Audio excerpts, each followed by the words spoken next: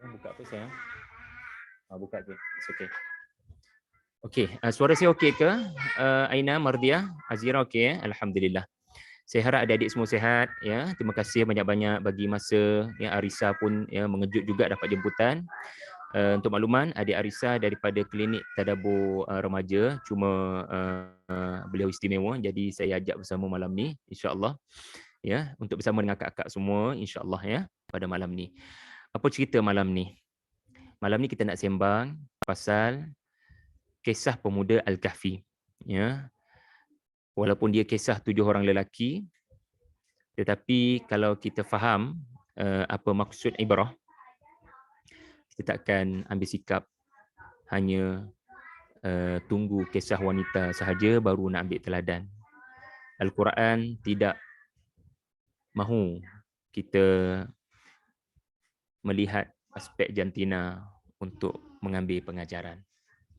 Kita tidak boleh melihat Al-Quran dengan mazhab mengutamakan gender. Mazhab yang mesti kita gunakan bila baca kisah-kisah Al-Quran adalah mazhab ibrah. Ya, kisah laki ke, kisah perempuan ke, aku tak kisah. Yang penting Allah bila berbicara tentang umat terdahulu, pasti Allah berbicara tentang kita. Bila Allah bicara tentang orang-orang pada zaman dahulu, Allah sebenarnya mahu berbicara tentang kita. Sebab apa? Allah buat orang dulu-dulu. Allah yang sama buat adik-adik semua. Jadi mesti ada kaitan. Mesti ada kaitan. Adakah orang dulu-dulu istimewa sangat dan orang sekarang kurang istimewa? Sama sahaja kalau dah nama manusia. Betul kan? Kalau dah nama manusia, ada sahaja perkara yang sama. Apa antara yang sama? Hati. Hati ni ataupun apa yang ada dalam hati seperti penyakit hati sama aja. Mana-mana zaman. Kat mana-mana pun. Ya. Sebab tu Allah Ta'ala bila bercerita, kita kena anggap ia bukan hanya cerita orang-orang yang dah mati. Orang-orang yang dah pergi. Tak ada kaitan dengan saya. Saya tahun 2021, duduk pula kat Kajang. Apa kena mengena dengan pemuda Al-Kahfi hidup 2000 tahun lepas? Ya, barangkali berlaku di Syam. Syam apa kaitan dengan kita orang dekat Kuala Lumpur ni? Jangan adik-adik guna spek mata begitu Jangan guna pendekatan begitu. Nanti kita tak dapat faedah daripada kisah-kisah Quran. Okey, sebelum kita sembang pasal pemuda Al-Kahfi, saya nak adik-adik yang terpilih untuk bersama Tadabbur Center, ya, terpilih untuk ada dalam klinik Tadabbur Center ni, adik-adik faham apa itu kisah? Kisah. Pernah dengar kan? Kisah ni apa, Aisyah? Cerita. Cerita? Azira, huraikan sikit. Cerita apa? Cerita yang ada teladan. Cerita yang ada teladan adalah kisah. Saya tak setuju. Saya rasa ada banyak je kisah kita dengar tak ada teladan pun. Kisah daripada Harry Potter. Kisah daripada Detektif Conan. Kisah daripada Sherlock Holmes. Kisah daripada Avengers. Semua tu cerita. Saja je nak cari gaduh dengan Azira. Okey. Okey, Aina Mardiah. Apa maksud cerita yang Aisyah sebut tadi? Kalau setiap kisah adalah cerita, adakah semua cerita adalah kisah? Pada pandangan kamu, Aina. Aina nampak blur, Aina. Aina bertenang ya. Nampak blur kat situ. It's okay. Calm down. Minum air sikit. Bagi pandangan. Saya rasa sama je. Sama. Hurai sikit boleh tak? Kisah adalah cerita. Okey. Cerita yang macam mana? Okey, saya bagi contoh. Saya boleh cerita. Tetapi cerita tu tak real pun. Fantasi semata-mata. Maka dia boleh jadi cerita tak? Aina mungkin pernah baca novel sahabat saya Hilal Ashraf. Ataupun anda mungkin pernah baca mana-mana novel kan. Bukan cerita yang realiti. Tetapi barangkali menggambarkan realiti. Tetapi cerita itu diolah jadi fiction. Tahu tak fiction? Cerita yang simbolik. Tidak ada kaitan dengan yang hidup dengan yang mati. Okey. Arisa pernah baca novel? Ataupun apa buku kegemaran kamu baca? Buku sejarah? Atau novel? Saya ke Ustaz? Saya tak minat membaca sangat. Kamu minat apa?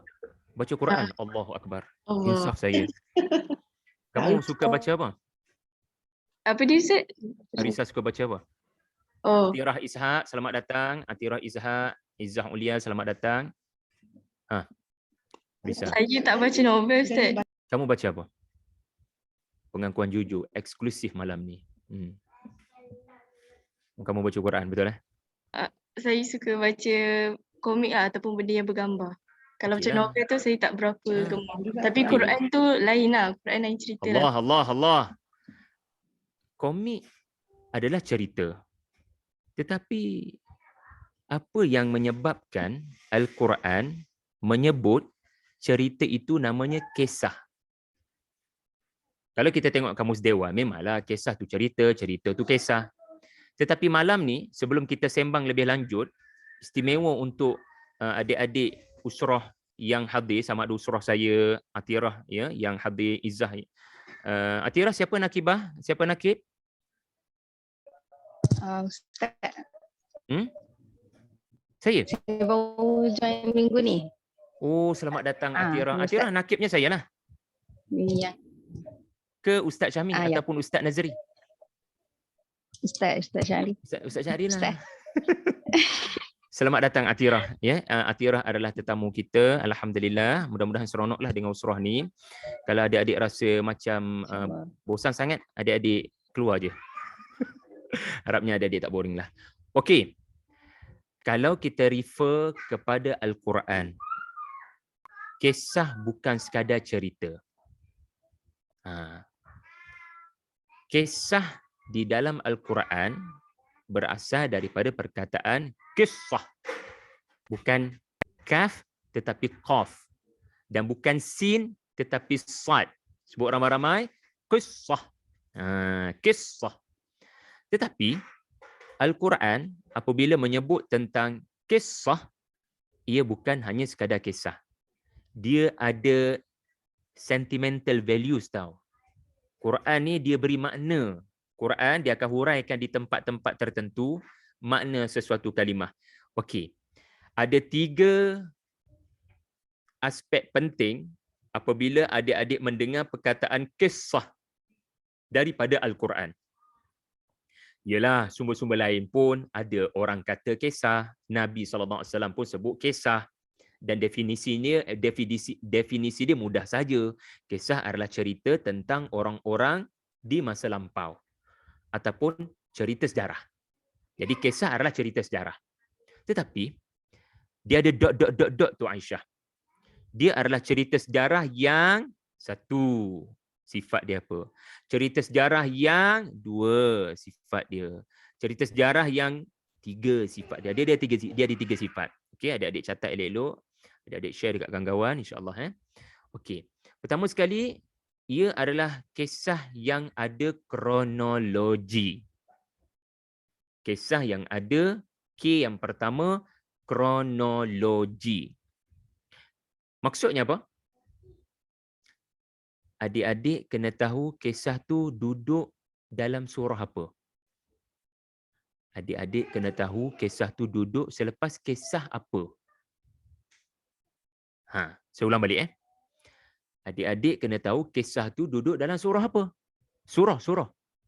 Yang kedua, adik-adik kena tahu kisah itu dalam ayat ataupun selepas kisah apa. Okey, apa makna kronologi? Kronologi adalah contoh. Ustaz Syahri buka laptop, kemudian berceramah, kemudian minum air. Bismillah.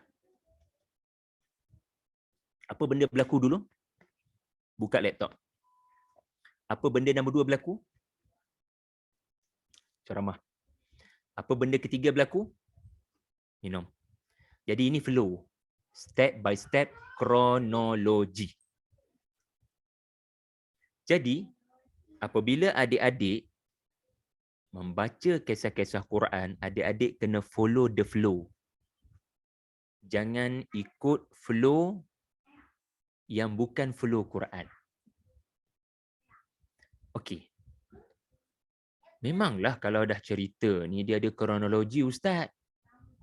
Jadi apa yang pelik sangat? Kalau dah nama cerita sejarah, memanglah cerita sejarah ada kronologi. Kan? Perdana Menteri pertama ya, lepas pilihan raya umum Tun Mahathir. Kemudian Perdana Menteri kedua Tan Sri Muhyiddin Yassin. Kemudian sekarang Datuk Seri Ismail Sabri. Itu dia punya flow dia. Mana boleh adik-adik kata Perdana Menteri Datuk Seri Ismail Sabri dulu. Lepas tu Tan Sri Muhyiddin. Kemudian Tun Mahathir. Itu sudah tidak ikut flow. Kan? So kita ikut kronologi sejarah. Tetapi adik-adik kena ingat.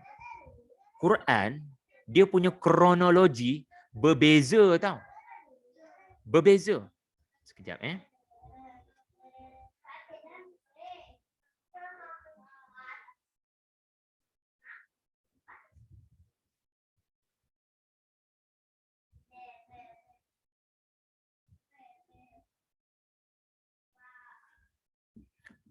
Okey.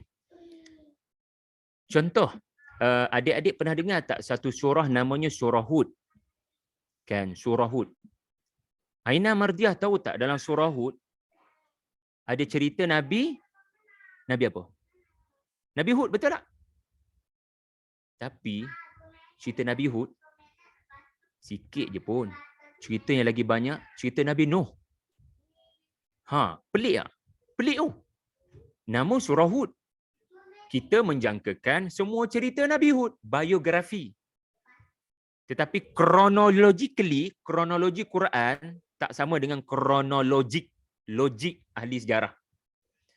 Allah bawa cerita Nabi Nuh dalam tu. Allah bawa cerita Nabi Shu'aib dalam tu. Allah bawa cerita Nabi Lut dalam tu. Allah bawa cerita Nabi Ibrahim dalam tu. Allah bawa cerita macam-macam Nabi dalam tu. Sedangkan adik-adik menyangka mesti cerita Nabi Hud je.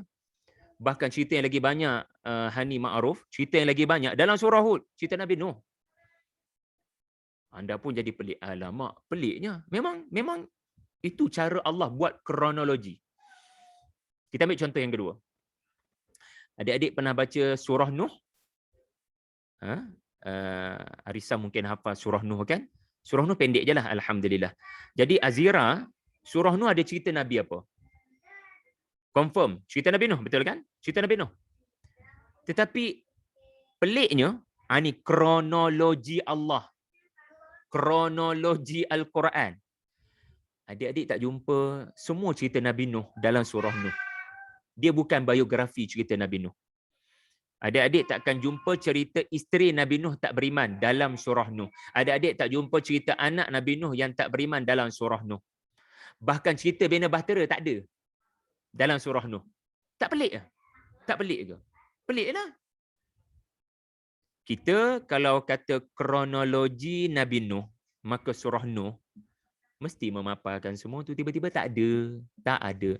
Saya ambil contoh yang ketiga. Aisyah, surah Yunus. Ya, surah Yunus. Panjang surah Yunus. Surah Yunus, apa yang sepatutnya ada dalam tu? Ikut kronologi ahli sejarah. Aisyah, agak-agak kamulah. Saya faham adik-adik tak biasa baca surah Yunus macam saya pun. Kan? Tapi kalau dah nama surah tu, ceritanya adalah Yunus, should be in there cerita siapa? Cerita Nabi Yunus. Tiba-tiba cerita Nabi Yunus tak ada. Tak ada. Yang ada cerita kaum dia beriman. Cerita Nabi ditelan ikan tak ada. Cerita la ilaha illa anta subhanaka inni kuntu minaz zalimin tak ada. Cerita bagi dia marah kepada kaumnya tak ada. Yang ada kaum Nabi Yunus. Jadi pelik tak? Peliklah adik-adik. Jadi nombor satu, kisah adalah adik-adik kena follow kronologi Allah. Bukan kronologi sejarawan. Surah ni, cerita ni dalam surah mana? Cerita ni lepas cerita apa? Semuanya ada sebab. Untuk adik-adik dapat faedah, adik-adik kena jawab soalan tu. Cerita ni dalam surah apa ya? Dan cerita ni lepas cerita siapa? Saya bagi contoh. Banyak betul contoh, harap tak peningkan kepala adik-adik lah. Surah Syu'ara. Okay. Dalam dia ada cerita Nabi Musa, ada cerita Nabi Ibrahim. Ini dua cerita yang panjang lebar sedikit di dalam surah Asy-Syu'ara. Nabi Ibrahim dan cerita Nabi Musa. Kalau ikut kronologi, setakat Atirah ingatlah, mana Nabi patut diceritakan dulu? Nabi Ibrahim dulu ke atau Nabi Musa? Mana dulu, mana kemudian dalam hafalan kamu? Adam, Idris, Nuh, Hud, Saleh, Ibrahim, Lut, Ismail, Ishaq, Yaqub, Yusuf, Ayyub, Harun, Musa. Jadi mana patut diceritakan dulu Atirah? Nabi Ibrahim. Ibrahim. Atirah lain tak apa-apa, okey. So kesian kat kamu, is okay, no problem. Sepatutnya cerita Nabi Ibrahim dulu kan? Tapi Arisa tahu kan? Dalam surah Asy-Syu'ara, cerita Nabi Musa dulu. Cerita Nabi Ibrahim jatuh nombor 2. Adakah menunjukkan Nabi Musa lebih hebat daripada Nabi Ibrahim? No. Itu kronologi Allah. Just follow the flow. Kena tanya, kenapa Allah letak Nabi Ibrahim yang menjadi moyang Nabi Musa nombor 2, sedangkan cerita Nabi Musa disebut terlebih dahulu. Kita ambil sebab ini kerana mafhum kisah, ya. Sekejap adik-adik Allahumma salli ala Muhammad.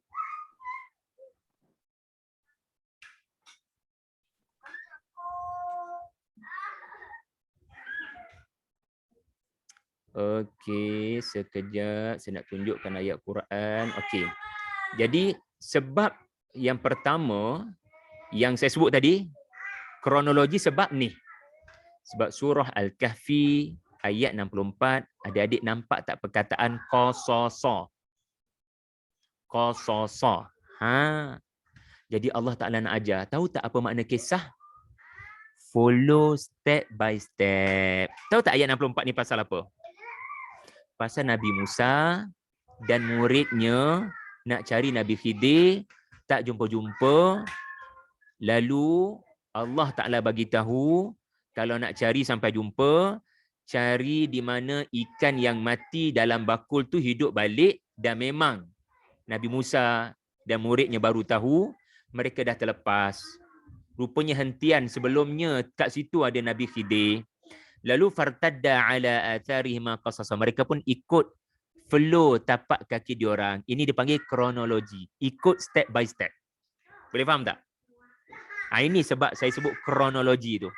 Ikut langkah tapak kaki anda. Jangan ikut tapak kaki orang lain. Kejap lagi tak sampai dekat tempat Nabi Khidir. Ini perkataan qasas dari sudut bahasa menurut Quran. Jadi adik-adik dah faham tadi apa makna kronologi Al-Quran. Okey. Yang kedua. Okey, yang kedua. Bila adik-adik baca kisah, termasuk kisah pemuda Al-Kahfi, adik-adik kena ingat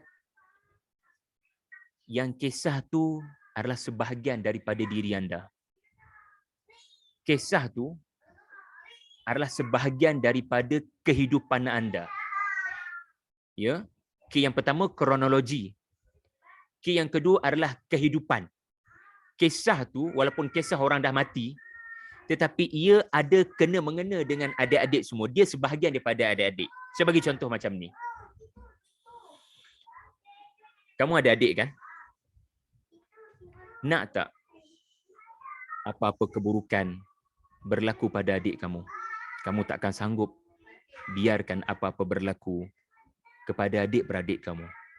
Kamu akan buat apa jua cara untuk selamatkannya kerana dia sebahagian daripada hidup kamu. Dia darah daging kamu. Kamu sangat kasih sayang kepadanya. Kamu tak nak apa-apa berlaku kepadanya. Apa-apa berlaku kepadanya adalah apa-apa yang berlaku kepada kamu. Sakit dia, sakit kamu. Jangan touch adik aku.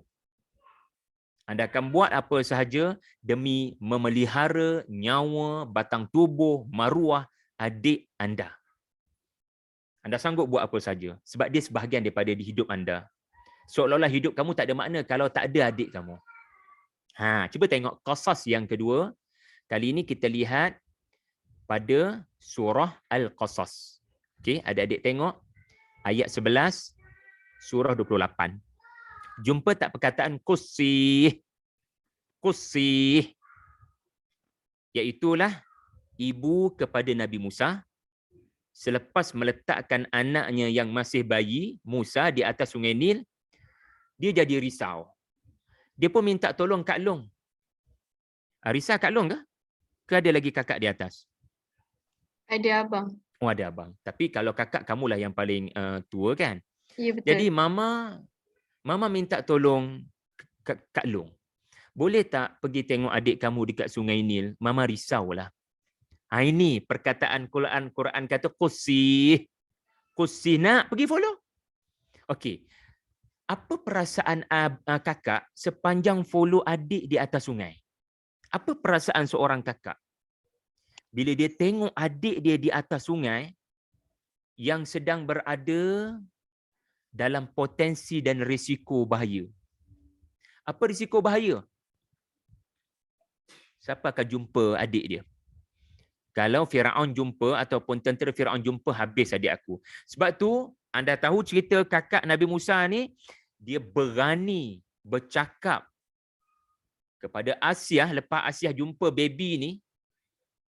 Lepas Asiah jumpa adik dia ni dan adiknya meraung-raung nakkan susu dan tak ada seorang penyusu pun berjaya menyusukan Musa ni. Dia berani tu bersuara, saya boleh bantu permaisuri Asiah. Kalau perlukan siapa yang boleh menyusu bayi ni, saya tahu. Kerana dia adik kamu, you will do everything untuk selamatkan dia. Untuk selamatkan nyawa dia. Dan kalau dia mengaku ini adalah adik dia, maka habis nyawa bagi Nabi Musa. Sebab ia akan menyebabkan terdedah identiti bayi berkenaan sebagai Bani Israel. Okay. Jadi, adik kamu sebahagian daripada hidup kamu. You will do everything untuk selamatkan nyawanya sebab dia sebahagian daripada kamu. Dia adalah kehidupan kamu. Macam tu juga kisah Quran. Sebab tu Allah guna perkataan Qussi. Seolah-olah bila kamu baca kisah Quran, kamu kena kata dia sebahagian daripada hidup saya. Cuma saya nampak tak nampak je. Saya nampak tak nampak je. Adakah dia sebahagian daripada hidup saya? Contoh cerita pemuda Al-Kahfi. Kejap lagi kita bincang. 3 benda ni kita bincang sekejap lagi. Okey, yang ketiga. Okay, yang pertama apa dia? Kita ulang kaji sekejap. Kronologi. Ya. Yang kedua apa dia? Kehidupan. Dan yang ketiga ya adalah kepuasan. Begini. Bila adik-adik lalu kisah-kisah Quran, adik-adik baca betul-betul dengan tadabbur, adik-adik akan mendapati seolah-olah kisah tu memang betul-betul memberikan jawapan kepada apa yang adik-adik perlukan dalam hidup. Subhanallah.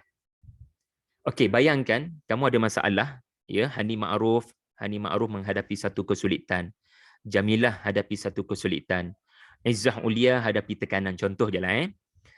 Tiba-tiba kawan baik kita sudi meminjamkan telinganya untuk mendengar. Bayangkan apa perasaan kamu bila dapat luas sepenuhnya. Ataupun adik-adik ada kakak sebagai mentor. Ustazah Atikah contohnya. Ustazah Atikah sanggup dengar masalah adik-adik. Ya, mungkin contohnya masalah di sekolah, masalah dengan ibu bapa barangkali kan. Apa perasaan bila kita boleh luah masalah kita pada orang yang boleh bagi nasihat yang sangat baik. Bukan luah kat Facebook. Luah kat Facebook memburukkan keadaan. Tapi luah kepada orang yang boleh membantu. Apa perasaan Aisyah bila dapat luah masalah kepada mak, kepada ayah, ya, ataupun kepada orang yang kita memang beri kepercayaan? Apa perasaan? Lega, Ada tak, ya? rasa lega, rasa Rasa macam lega? tenang. Ada pengalaman tak buat? Ada pengalaman tak begitu? Terus terang dengan saya, ada tak? Ada. Ada. Jamilah ada pengalaman tak share masalah dengan BFF, dengan kawan baik? Kawan sebilik mungkin dah tak ada lah sekarang sebab kita dah duduk kat rumah lama. Tetapi kita boleh phone, kita boleh telefon, kita boleh Skype, kita boleh Zoom, kita boleh StreamYard. Apa perasaan? Ada tak adik-adik? Jujur angkat tangan. Siapa ada pengalaman sharing dengan kawan baik dan dia rasa release lah sikit? Yang tak kat tangan tu, tak apalah. Saya perlukan adik-adik jujur. Maknanya dia boleh absorb tekanan lah. Dia tak perlukan kawan. Memang ada orang macam tu, dia ada kekuatan, dia ada ketahanan. It's okay, alhamdulillah. Tetapi kalangan kita kadang-kadang perlukan kawan, ya. Perlukan kawan untuk luah. Jadi bila kita luah, ya. Arisa ada kawan tak? Siapa kawan dalam hidup kamu bila ada masalah? Mama sendiri contohnya kan. Boleh luah. Jadi kita rasa release, kita tak rasa sendirian. Macam itulah kisah Quran.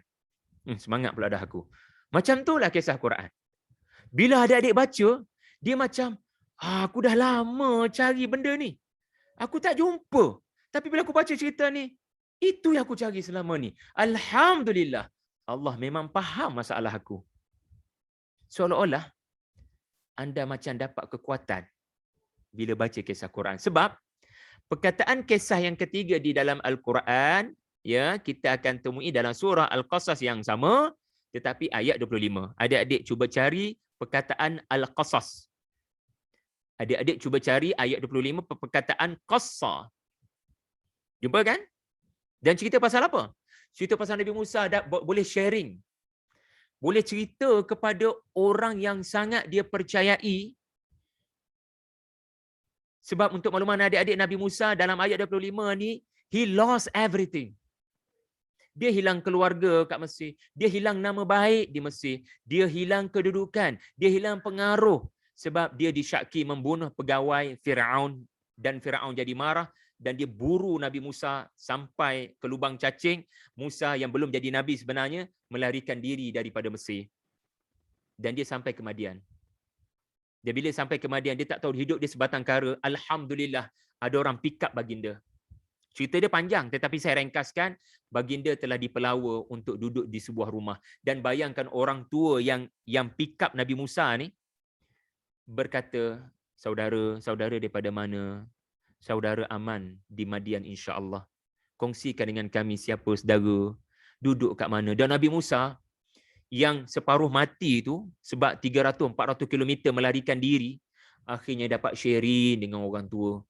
Dan memang ini pun akhirnya menjadi orang tua dia, mertua dia.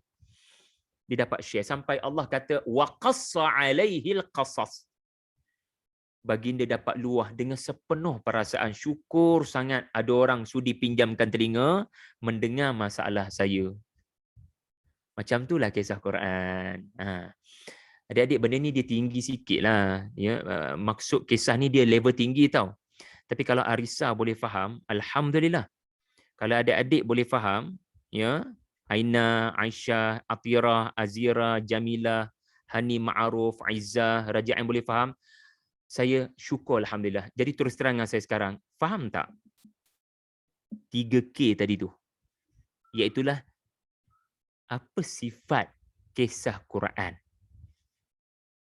Ada 3 sifat, 3K. Terus terang dengan saya, adik faham tak? Kita mula daripada Jamilah. Jamilah boleh faham tak?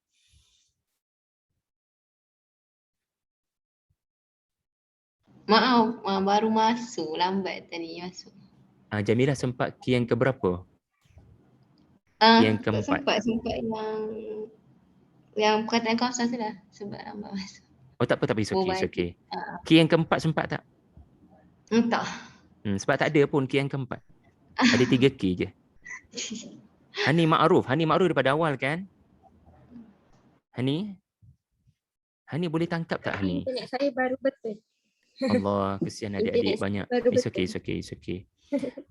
Atirah boleh tangkap tak? Atirah kali pertama kan? Ya. Atirah boleh tangkap tak? Cuma poin yang ketiga tu Ustaz, saya Kurang tak jelas. dapat. Kurang jelas.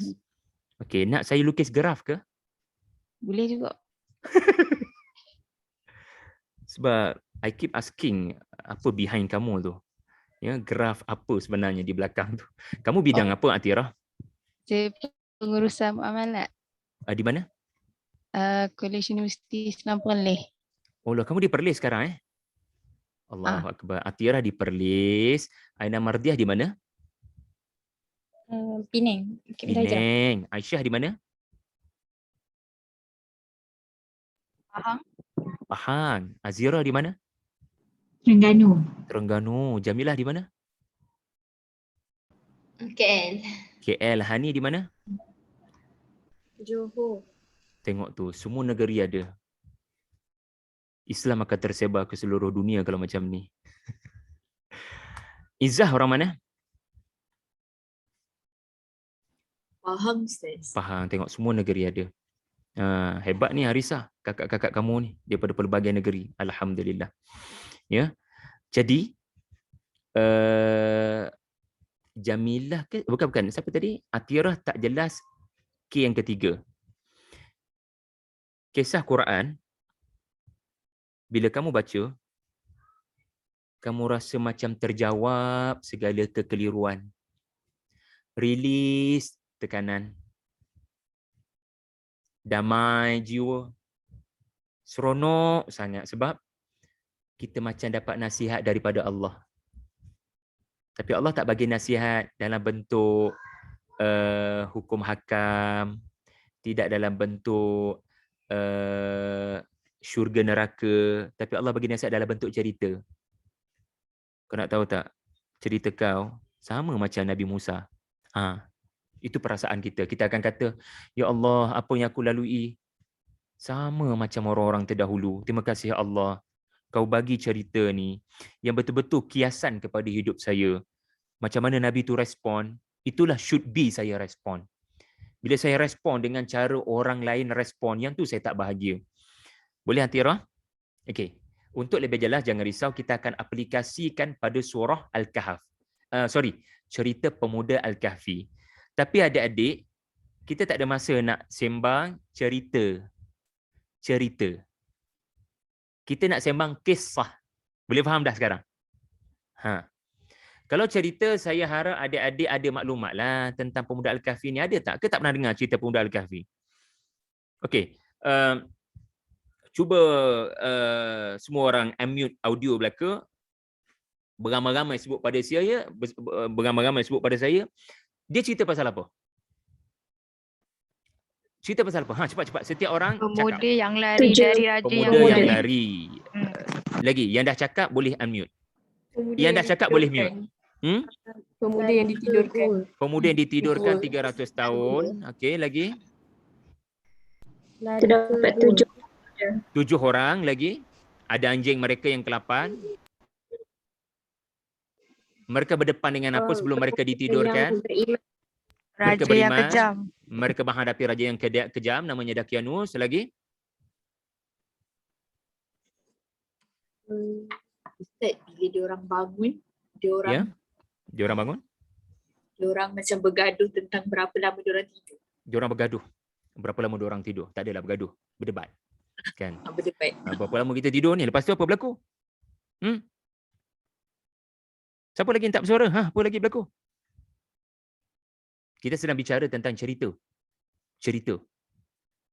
Kronologi manusia. Laporan-laporan daripada sejarah. Apa lagi? Siapa yang tak bersuara lagi? Atirah belum lagi Dia pundi untuk siapa yang nak keluar untuk beli makanan. Yes. Mereka memilih siapa yang nak keluar pergi beli roti. Tolong belikan roti untuk 7 orang ni. Kita lapar ni. Cantik. Lagi siapa Adia yang nak cakap? Siapa lagi nak cakap? Silakan. Yang tak cakap lagi, yang tak habaq lagi sila. Jamilah dah sebut apa-apa tak? Jamilah pernah dengar tak cerita pemuda Al-Kahfi? Pernah. Ada Okay, sebut tadi. Dah sebut dah tadi. Azira belum bersuara lagi kan? Dah. Ya? Tidur dalam gua. Tak kalah kat hotel Concord kan ataupun Sheraton kan. Jadi tidur dalam gua. Alhamdulillah. Baik. Sekarang kita nak tengok kisah. Kisah. Sekarang kamu semua akan diuji. Nombor 1 apa dia? Kronologi. Apa soalan patut dikemukakan? Kisah ni duduk dalam surah apa? Kisah ni, kisah 7 pemuda ni, Allah letak dalam surah Al-Kahfi. So, memang nama surah ni kerana kisah ni. So, tak ada isu. Tak ada masalah. Cumanya, ada satu je masalah. Apa makna Al-Kahfi? Kalau adik-adik faham apa makna Al-Kahfi, adik-adik akan lebih faham apa faedah cerita pemuda ni dalam surah ini. Cerita pemuda ni panjang kan, betul tak? Dua muka surat penuh kot, ya, lebih kurang. Ada banyak perkataan dalam cerita pemuda-pemuda ni, betul tak? Tetapi kenapa dalam banyak-banyak babak pemuda-pemuda ni Allah pick up satu, iaitulah Al-Kahfi, tempat diorang tidur 300 tahun. Untuk jadi nama surah.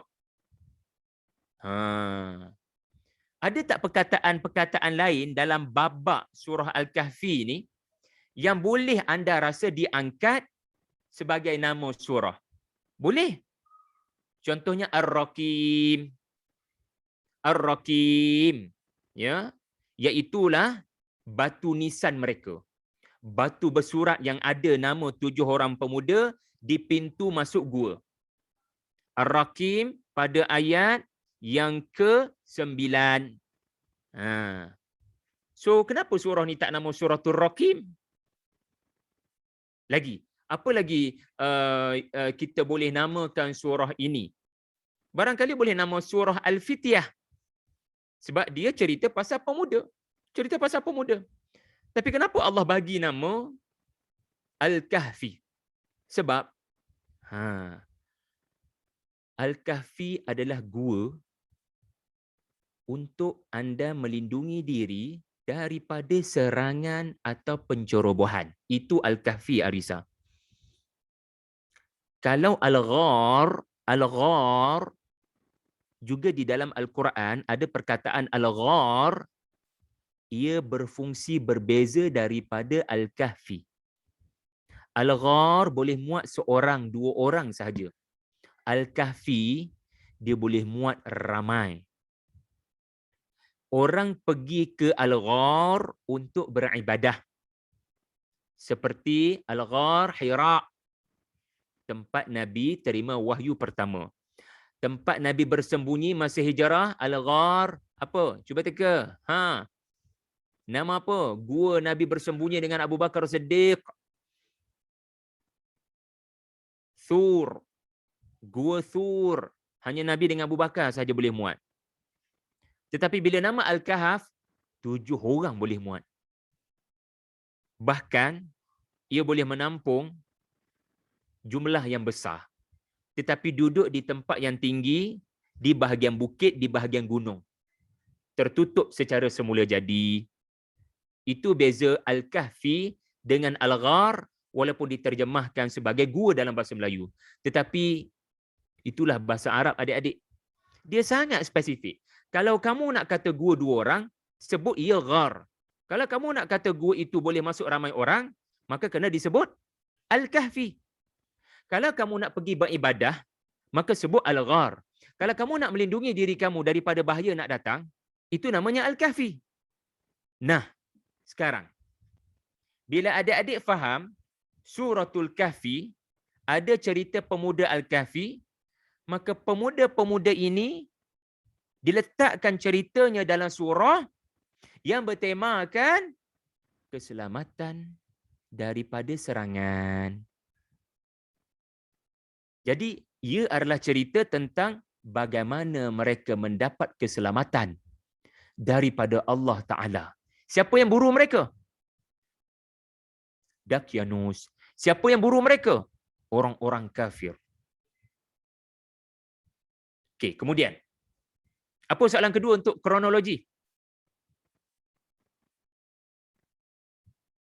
Ingat tak tadi?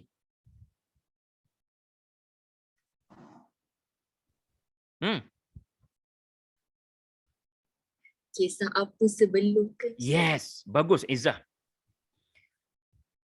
Kisah ni, kisah pemuda ni duduk dalam kronologi macam mana? Ada tak kisah sebelumnya? Jawapannya tak ada. Dalam surah Al-Kahfi, kisah nombor 1, kisah pemuda Al-Kahfi. Tetapi, apa kisah selepas dia? Kisah selepasnya, kisah pemilik 2 kebun. Tahu tak? Pemilik 2 kebun Bangga ada kebun banyak, kebun mewah. Lepas tu kronologi. Apa kisah ketiga? Cuba teka. Dalam surah Al-Kahfi. Kisah. Cerita. Sejarah. Nabi. Mu? Nabi Musa dan Nabi Khidir. Tepat Arisa. Cerita Nabi Musa dengan Nabi Khidir. Kronologi. Apa kisah yang terakhir? Dalam surah Al-Kahfi. Pasal Ya'juj Ma'juj. Yes. Ya'juj Ma'juj versus Zulkarnain. Nah, tengok elok-elok. Kronologi iaitulah Allah tidak hanya papa satu cerita dalam surah ni. Allah papa banyak cerita dalam surah ni. Tetapi tema dia sama je. Apa tema dia? Jawab soalan tadi. Soalan nombor 1. Apa makna Al-Kahfi? Apa pengajaran daripada nama Al-Kahfi? Kenapa orang pergi kepada Al-Kahfi? Melindungi diri daripada serangan. Melindungi diri daripada serangan. Okey. Kita pergi pada kisah yang kedua. Ada tak serangan berlaku kepada kebun? Ada tak serangan mengejut daripada langit ke atas kebun orang kaya pemilik 2 kebun? Jawapannya ada. Pemilik 2 kebun tu kata, kebun saya punyai teknologi yang hebat, pekerja yang ramai. Kebun saya akan memberikan kekayaan kepada saya tanpa putus. Bangga, sombong. Esoknya, kebun dia jadi padang jarak, padang terkukur. Hancur lebur. Diserang oleh Allah Ta'ala. Jadi ada tak tema tidak selamat daripada serangan? Sebab sombong. Boleh faham? Adik-adik tak payah unmute. Just angguk kalau faham. Okay? Kalau tak faham, adik-adik buat penumbuk supaya saya fahamlah.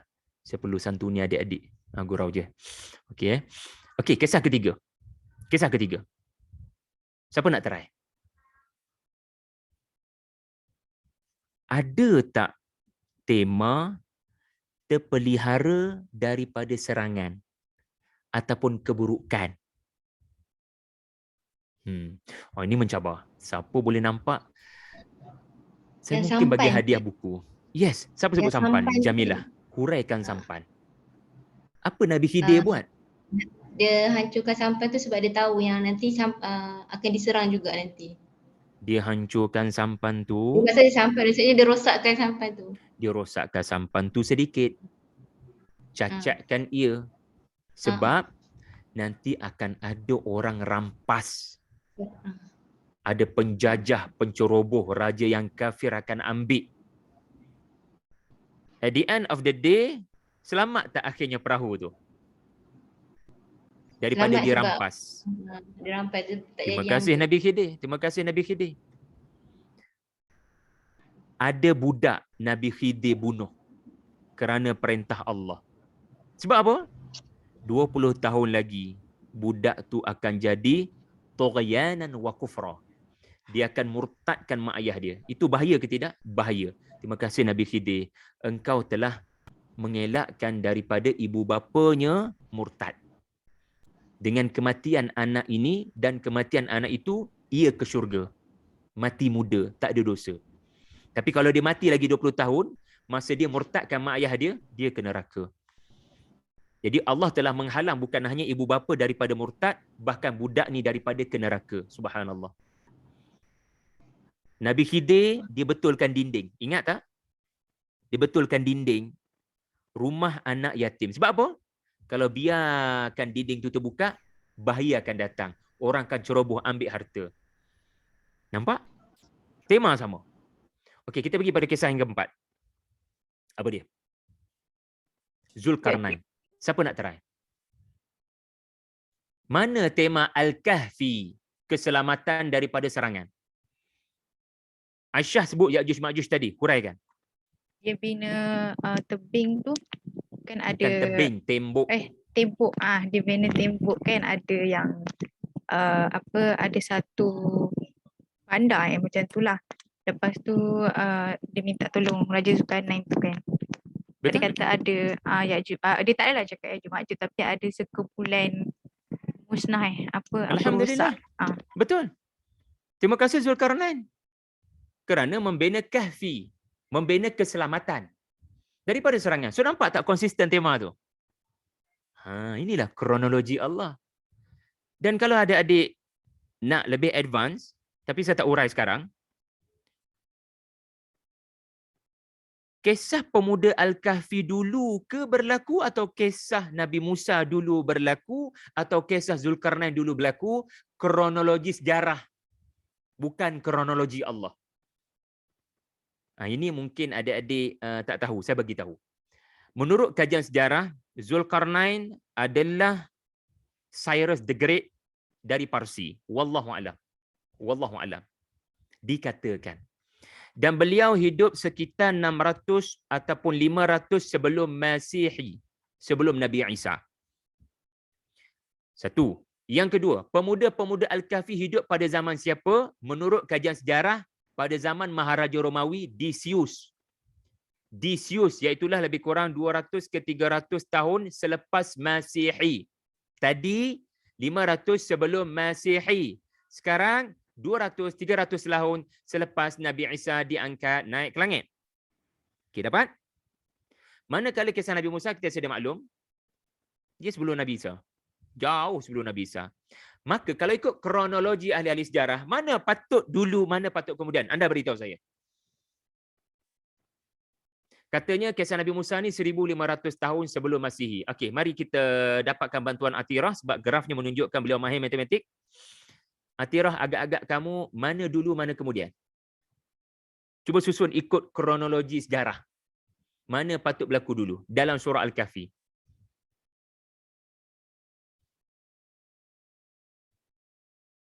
Atirah kira apa tu?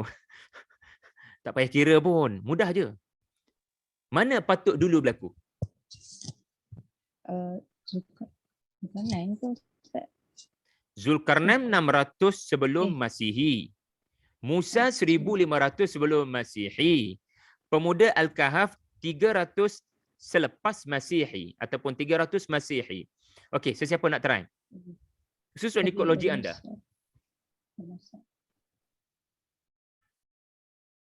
Musa dulu, lepas tu Musa dulu. Zulkarnain.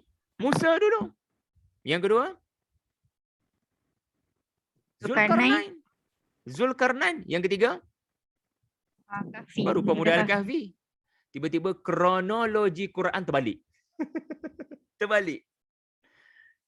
Orientalis kata tunggang langgang. Orientalis kata tunggang langgang. Menunjukkan Muhammad tidak sihat fikirannya. Na'udzubillah. Subhanallah. Sedangkan yang sepatutnya kita kaji, kenapa Allah susun macam tu? Kenapa Allah susun macam tu? Kenapa Allah susun macam tu? Mari kita bincang. Subhanallah.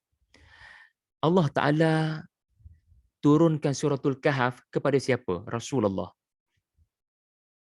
Nabi di Mekah tengah buat apa? Bina generasi. Mekah ni ada kuasa, tak ada kuasa? Nabi tak ada kuasa. Takkan ada tak cerita Zulkarnain dulu? Kalau dah Nabi tak ada kuasa. Realistik lah. Realistiknya adalah aku tengah bina para sahabat. Aku tengah bina pemuda-pemuda.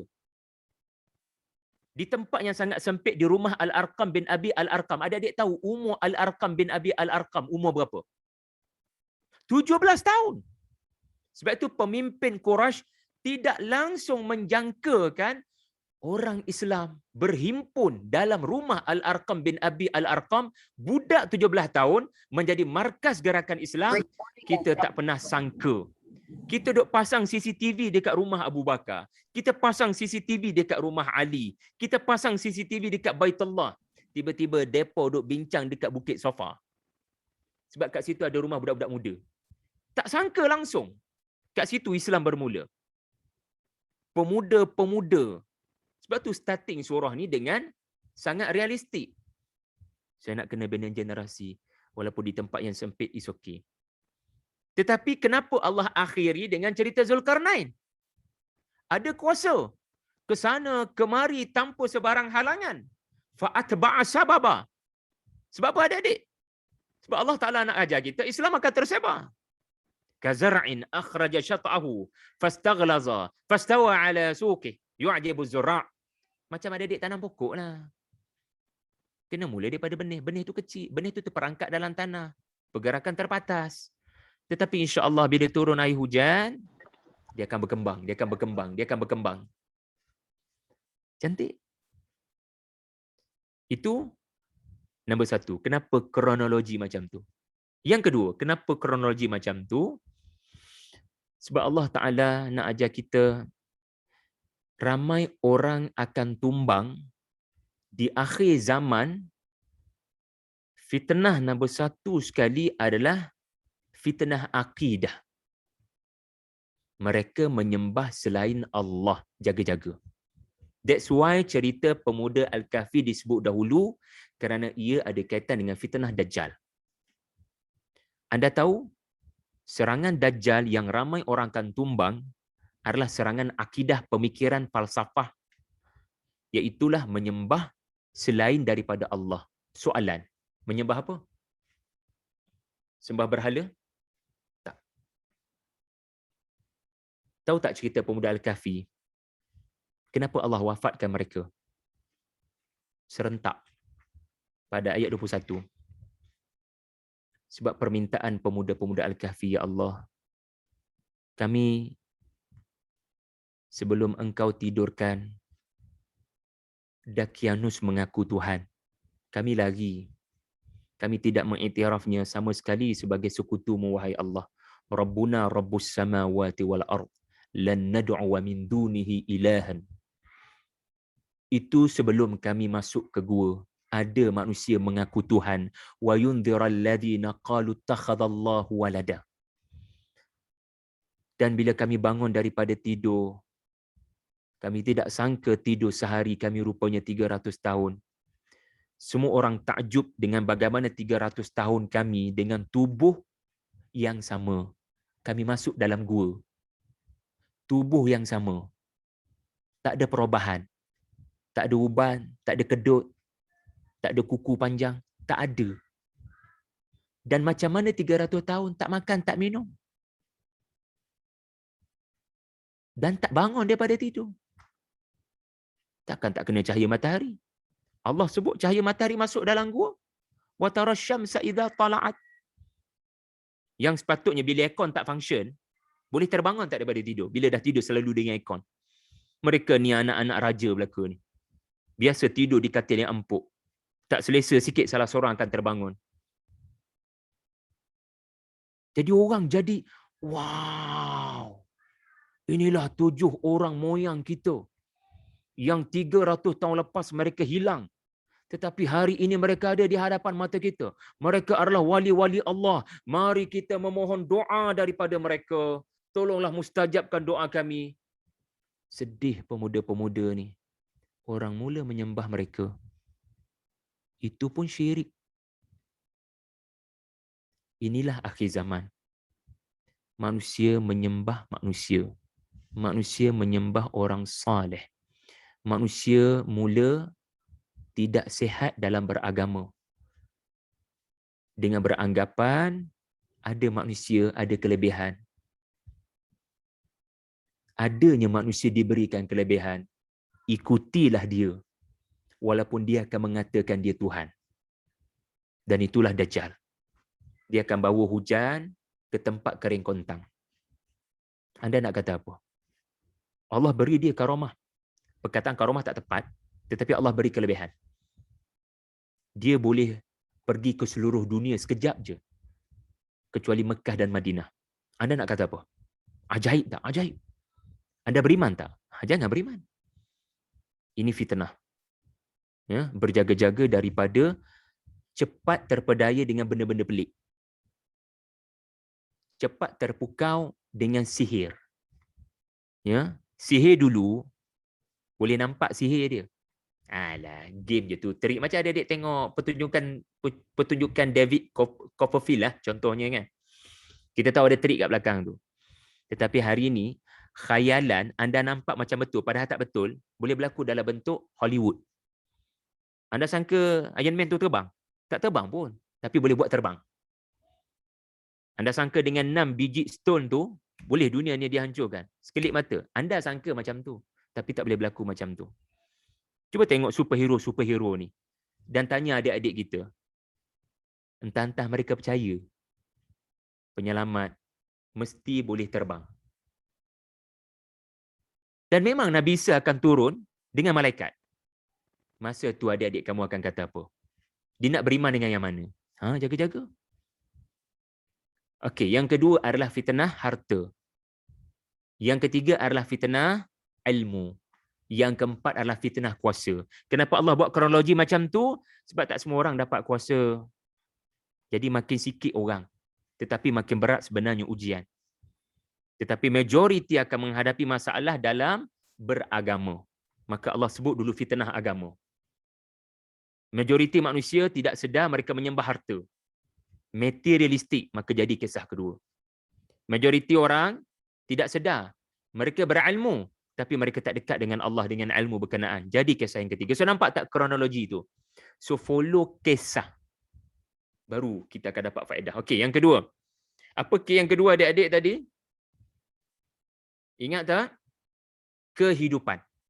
Bila adik-adik baca cerita pemuda Al-Kahfi, adik-adik jangan kata ini cerita sejarah. Adik-adik kena kata ini cerita saya. Dia sebahagian daripada saya. Pemuda-pemuda ini adalah mereka yang berbicara tentang kehidupan saya. Sebagai contoh. Adik-adik ada WhatsApp group tak dengan kawan-kawan? Ada kan? Cuba tengok apa yang adik-adik sembang dalam WhatsApp group. Saya sebut WhatsApp group sebab kita tak mampu nak bertemu dengan kawan-kawan sekarang. Kita hanya boleh bersembang dalam WhatsApp group. Apa yang disembangkan? Kita mungkin mengumpat orang. Kan? Tiba-tiba cerita pemuda Al-Kahfi, mereka bertemu sesama 7 orang ni, apa yang mereka bincang? Apa yang mereka sembang? Rabbuna Rabbus samawati wal ard. Mari kita berbincang. Apa tanda-tanda Tuhan yang sebenar? Bukan Dakianus. Apa tanda-tanda Tuhan yang sebenar ni ada? Mari kita lihat langit, mari kita lihat bumi. Itulah yang sepatutnya berlaku bila kita berjumpa kawan-kawan. Bila pemuda-pemuda berkumpul, sepatutnya adalah mereka berbincang dengan kecerdasan. Sebab budak-budak muda kan, diorang belajar belaka. Diorang belajar sains. Adik-adik belajar biologi, kimia, adik-adik belajar geografi. Sepatutnya perbincangan ini akan lebih seronok. Fakta-fakta sains tentang kebenaran Quran. Bincang dalam WhatsApp group.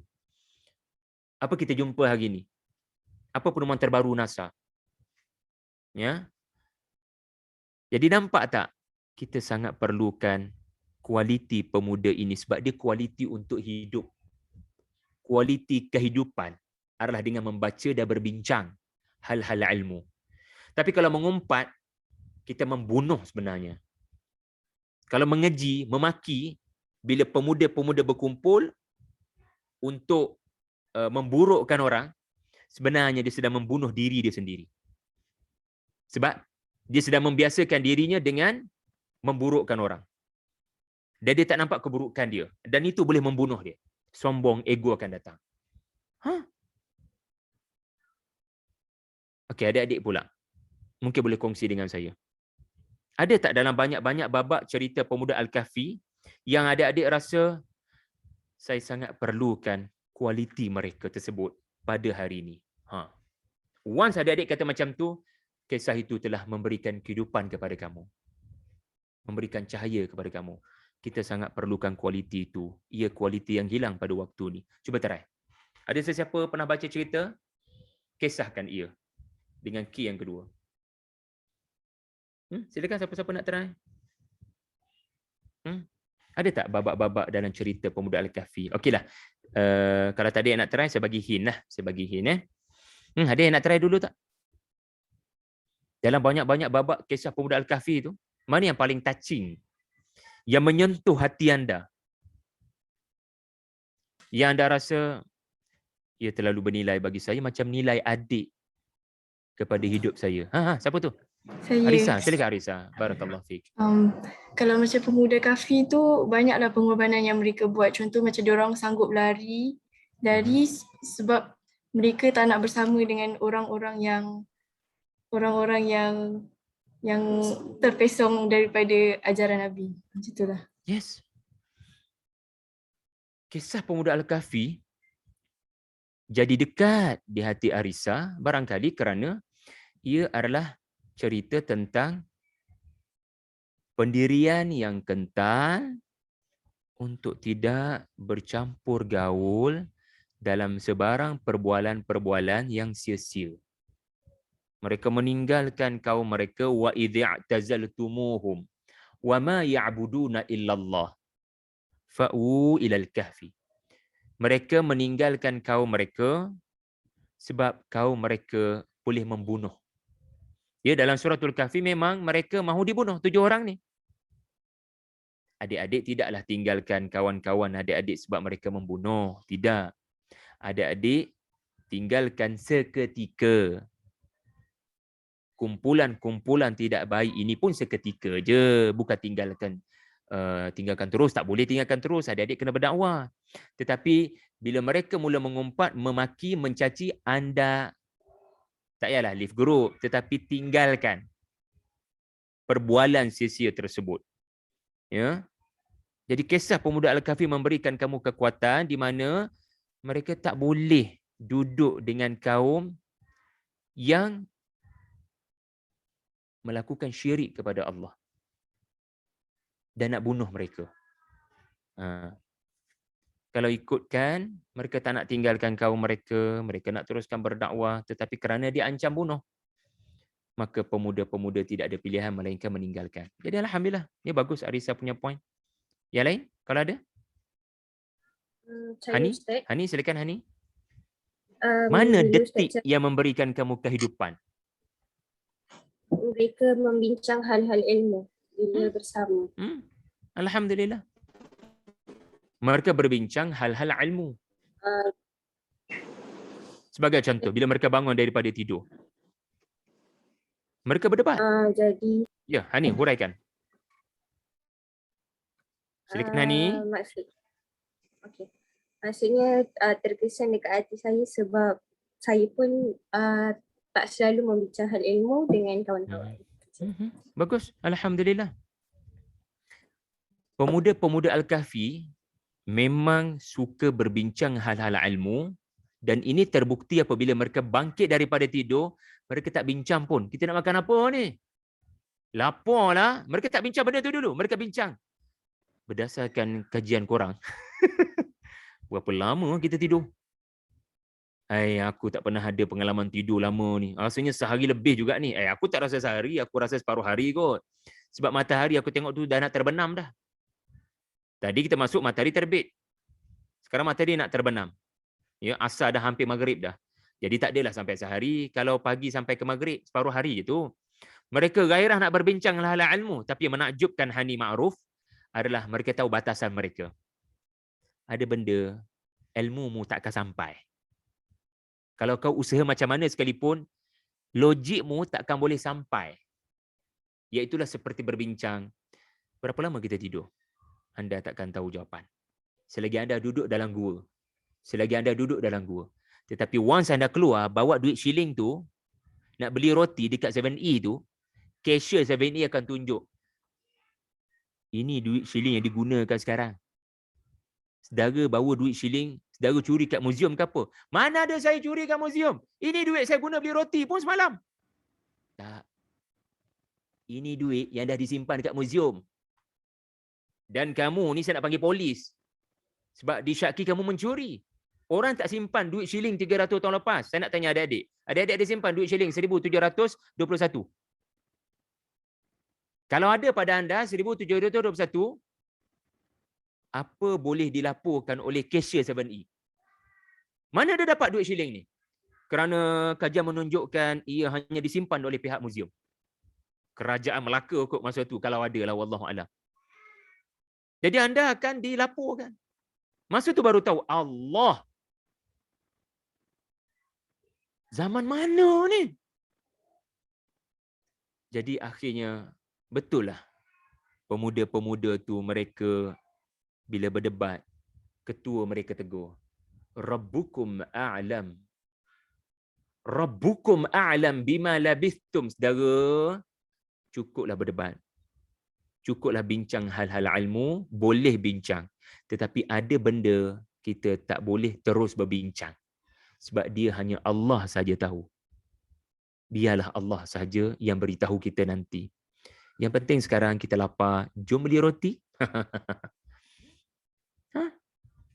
Jadi bagi saya itu cerita yang sangat hidup sebab pemuda-pemuda hari ini suka berdebat. Ya. Orang-orang muda macam saya ni yang belajar ilmu agama ni, segelintir mereka suka berdebat. Suka nak tunjukkan ilmu dia tinggi. Sampai mudah sangat bid'ahkan orang. Sampai mudah sangat label orang. Sampai mudah sangat nak bermusuh dengan orang-orang tua. Sedangkan bertenang, bersabar sekejap. Jangan semangat sangat. Ada benda, berdebat lebih baik elak. Yang penting tengok masyarakat, mereka lapar. Bantu mereka. Pemuda-pemuda kena jadi orang yang banyak menjadi penggerak kerja-kerja sukarelawan, membantu orang-orang yang memerlukan makanan minuman. Dan dalam kisah pemuda Al-Kahfi, itulah yang Allah tunjukkan. Mereka meninggal kepada batas sebab ada masalah lebih utama. Ada masalah lebih utama. Kadang kita bergaduh. Ya, yang muda-muda ni baru belajar agama sikit mula bergaduh. Ya, subuh ni nak baca kunut kuat ke tak kuat? 8 rakaat ke 20 rakaat? Setiap je tahun sekali bergaduh. Sebenarnya tak berlaku tarikh ni, dia berlaku tarikh ni. Kalau kita bincang secara akademik, boleh adik-adik. Bincang akademik boleh.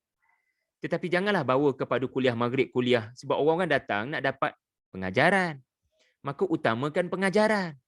Perdebatan ilmiah ni, perdebatan furuk ini, tengok dulu orangnya sesuai ke tidak nak berbincang. Jadi karakter pemuda Al-Kahfi adalah mengelakkan perdebatan. Subhanallah. Subhanallah. Dan benda yang paling touching bagi saya pula, yang benar-benar menghidupkan saya benar-benar rasa I really need this scenario, sebagaimana saya perlukan anak saya, sebagaimana saya perlukan adik saya bayi Musa tadi, macam itulah saya perlukan babak ini, iaitulah babak haula'i qaumun attakhadhu min dunihi alihah, ayat 15. Saya sangat tersentuh dengan pemuda-pemuda ini berkata haula'i qaumuna. Ya.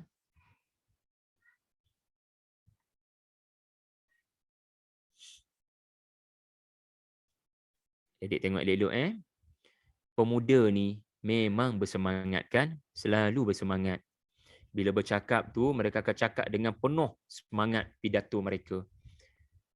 Tetapi pemuda-pemuda dalam surah Al-Kahfi ini, dalam dakwah mereka bukan sekadar semangat, mereka jadikan dasar utama dakwah adalah kasih sayang kepada masyarakat. Kesian tengok orang tak faham agama. Janganlah cetuskan lagi mereka jadi jauh daripada agama dengan sikap kita orang agama. Haula'i qaumuna, inilah mereka. Ya, itulah mereka, kaum kami. Tengok tu. Orang kafir tak beriman. Tetapi pemuda-pemuda ni tak panggil haula'il kafirun ittakhadhu min dunihi alihah. Inilah dia orang-orang kafir yang menyembah selain daripada Allah. Semoga Allah mengajar mereka semua. Tak, ini bukan ucapan pemuda yang diberikan Allah rahmat. Ucapan pemuda Al-Kahfi adalah haula'i qaumuna. Kasihan tengok masyarakat kita. Kita sebahagian daripada mereka. Mereka sebahagian daripada kita. Kita duduk dengan mereka begitu lama. Kita tak sanggup apa yang berlaku kepada mereka memberikan bahaya kepada mereka. Kita risau azab Allah turun. Kita risau mereka dalam neraka. Kita kena buat apa saja untuk selamatkan mereka. Kesian pakcik kita. Kesian makcik kita. Mereka macam ibu bapa kita. Haula'i qaumuna. Mereka bukan orang lain. Ni sesama 7 orang ni mengingatkan agar pendekatan dakwah mestilah talatuf. Ayat 19. mestilah talattuf. Lembut, santun, jangan kasar. Pemuda ni selalu kadangnya bila bersemangat dia jadi kasar. Ini bagi saya ya yang paling besar pengajaran untuk saya lah yang memberikan kehidupan. Okey, akhir sekali sebelum kita tamat, ya, apa K yang ketiga? Apa K yang ketiga? Iaitulah, saya pun dah lupa dah. Kelegaan. Kelegaan, kepuasan.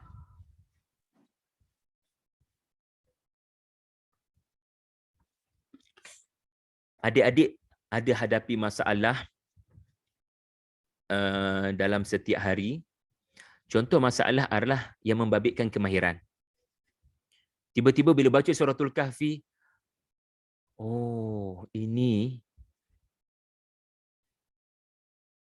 inilah keperluan. Inilah kemahiran yang diperlukan. Inilah jawapan kepada masalah hari ini. Seolah-olah bila kita baca babak tu,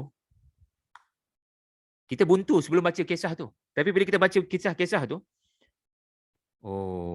itu jawapan daripada Tuhan kepada aku. Okey, sebagai contoh. Nanti adik-adik boleh datangkan contoh lain. Katakan, pandemik ini belum ditemui vaksin. Dan ia kali pertama kena kepada Malaysia. Negara lain tak berlaku. Ini bukan cerita di Wuhan, China. Katakanlah, let's say virus ni bermula di negara kita. Na'udzubillah. Katakan sahaja. Pengalaman kali pertama. Apa sangat? Kita tak tahu apa itu pelitup muka. Kita tak tahu apa itu penjarakan sosial. Dan lebih menakutkan, kita tak nampak pun virus tu. Tiba-tiba orang tu jadi bersin. Selesema. Demam. Tak dapat rasa lidahnya. Dan lebih teruk dalam tempoh 2 minggu tersebut, dia mula susah bernafas. Apa sebenarnya berlaku? Dan jumlah orang yang mengalami simptom-simptom tersebut makin ramai. Anda nak buat apa? Apa sebenarnya berlaku ni? Let's say tidak ada Spanish flu, tak ada pengalaman manusia berdepan dengan virus. Buntu kan? Macam mana nak selesaikan ni? Tiba-tiba anda baca suratul Kahf, di mana ada cerita tentang kawan-kawan, kita kena dapatkan roti. Seorang je pergi. Jangan ramai. Fab'athu ahadakum biwarikikum hadhi. Jangan ramai-ramai turun, seorang cukup. Seorang. Kalau ramai, apa-apa jadi, semua kena. Seorang cukup. Dan bila dia dah turun ke bawah, dia mesti gunakan duit perak ini, guna betul-betul untuk beli di restoran ataupun kedai-kedai yang menjual makanan yang baik. Yang baik sahaja. Jangan ambil semua makanan. Pastikan makanan itu sembelihan ataupun halal, dan makanan itu berkhasiat. Azka ta'aman. Dan bawa datang, jangan boros berbelanja, jangan ambil hak orang lain, jangan monopoli, beli mana yang kita perlu sahaja. Faliatikum birizqin minhu wala talattaf. Sepanjang bercakap dengan cashier, sepanjang bercakap dengan orang yang jual barang-barang keperluan kita ni, cakap elok-elok, jangan cakap kasar. Dan yang paling penting, jangan dedah identiti kita sebagai orang beriman. Apa jua keadaan, kalau kamu tertangkap, wala yush'iranna bikum ahada. Jangan dedahkan tentang kewujudan gerakan kita ini. Jangan biar satu orang ditimpa bahaya, yang lain pun kena. Let's say anda baca cerita ni, dalam keadaan kita tak tahu macam mana nak selesaikan pencegahan virus daripada menjadi pandemik yang merebak. Agaknya Allah nak bantu apa? Bayangkan Rasulullah SAW dan para sahabat kali pertama dengar cerita ni. Dan memang mereka orang pertama pun dengar cerita ni. Mereka buntu, macam mana kita nak buat ni? Dakwah tak dapat respon, makin ramai yang menentang, jumlah orang beriman pula makin merosot. Macam mana ni? Buntu ni nak buat macam mana? Tiba-tiba turun cerita pemuda Al-Kahfi, seorang je pergi. dan pilih makanan yang paling elok. Jangan ambil semua. Selidik elok-elok. Buat R&D elok-elok. Kemudian bila dalam perjalanan pulang tu apa-apa berlaku, hati-hati. Sentiasa aware siapa follow daripada belakang. Kalau ditangkap sekalipun, jangan kamu timpakan bahaya kepada orang lain dengan membocorkan nama-nama. Apa agaknya yang ayat 19 ni nak bagi tahu? Kenapa Quran make it details? Kenapa Quran pergi sangat detail?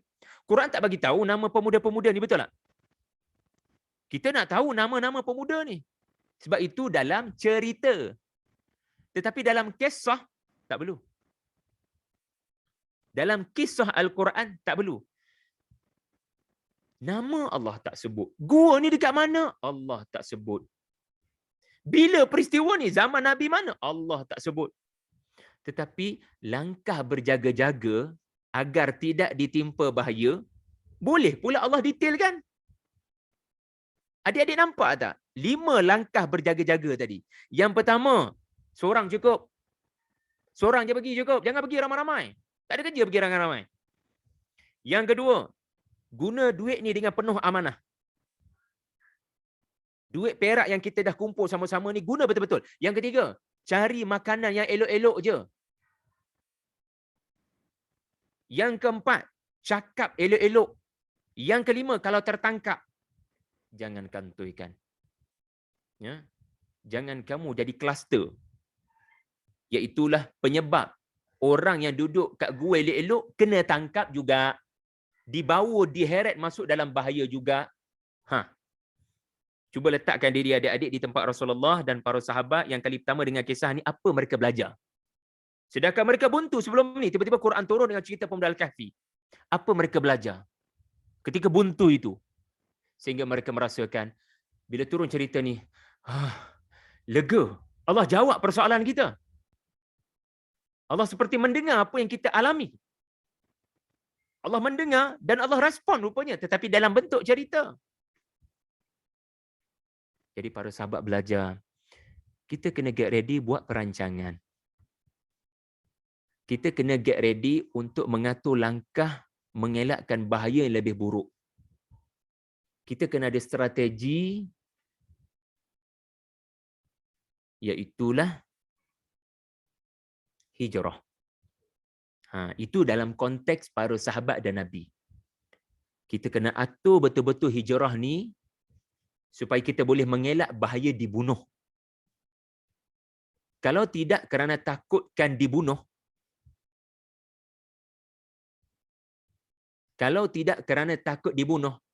Nabi pasti umumkan yang Nabi nak berhijrah kepada orang-orang kafir. Betul tak? Tapi kenapa Nabi tak umumkan? Sebab Nabi tak nak berlaku benda buruk. Nabi nak cegah daripada bahaya menimpa dirinya dan para sahabat. Adakah kita nak kata Nabi takut mati? Tak. Nabi berstrategi. Nabi bukan takut mati. Nabi mengatur strategi. Lepas tu hari ni orang kata takut COVID ke? Takut Allah. Padahal benda tu tidak sepatutnya jadi isu yang diperdebatkan pun. Cara takut Allah adalah mengatur strategi. Bila kita atur strategi untuk mengelak wabak seperti pelitup muka, seperti penjarakan fizikal, itu bukan bermakna kita takut COVID. Itu cara kita takut Allah dengan mengambil strategi. Siapa role model kita? Rasulullah. Kenapa bersembunyi 3 hari dekat Gua Thur? Kenapa keluar pada waktu malam? Kenapa guna jalan yang orang lain tak lalu? Kenapa mengupah orang yang tak Muslim pun sebagai penunjuk jalan? Kenapa? Sebab Nabi belajar daripada sinilah. Daripada ayat 19 ni, berstrategi, buat kajian, guna sains ketenteraan. Berhati-hati, jangan lurus bendul. Calm down. Apa-apa berlaku, jangan bocorkan rahsia. Kerahsiaan semua ni adik-adik tahulah, itu nama sains ketenteraan. Hari ini juga, gunakan sains untuk berdepan dengan pandemik. Ini sunnah pemuda Al-Kahfi. Bukan takut COVID. Tetapi mengelakkan wabak adalah perintah Allah. Nabi Daud, Allah perintah agar lembutkan besi untuk buat baju perang. Allah perintah Nabi Daud, kalau kamu nak berperang, hasilkan baju perang untuk mengelakkan panah, lembing, pedang. Allah sendiri perintah Nabi Daud buat baju besi. Sebab Allah Ta'ala tak nak kita masuk medan perang, tak pakai apa-apa, lepas tu kata, kita hanya takut Allah, kita tak takut orang-orang kafir. Itu dungu sebenarnya. Sepatutnya, buat baju perang. Itu perintah Allah. Itu maksud bertakwa kepada Allah. Itu maksud takut kepada Allah. Supaya apa-apa berlaku di medan perang, kita telah mengelak daripada bahaya.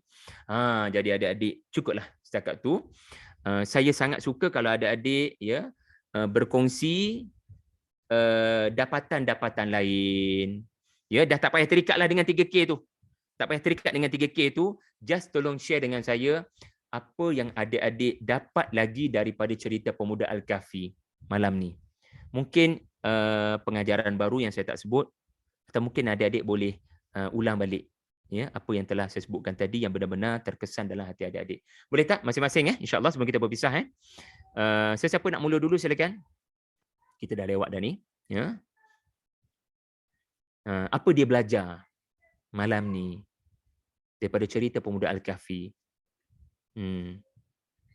Apa benda dia paling suka tentang Pemuda Al-Kahfi? Ada siapa nak start dulu? Saya start dululah. Silakan. Siapa? Aisyah? Aisyah silakan. Okey. Apa yang saya dapat lah. Banyak sebenarnya, tapi yang macam part yang macam terkesan sikit, mungkin part yang perancangan tu kot, sebab kadang-kadang kan kalau macam kita macam kita orang yang bukan kita orang, saya lah kan pelajar yang universiti kan, macam kadang-kadang ada kerja macam assignment kan kau panggil, tapi kita orang tak ada assignment, cuma kita orang ada macam homework banyak kan. So macam kerja tu tak maksudnya kita orang susah lah, maksudnya ada soalan yang tak pernah jumpa ke kan, kalau macam nak exam ke apa, persiapan lah.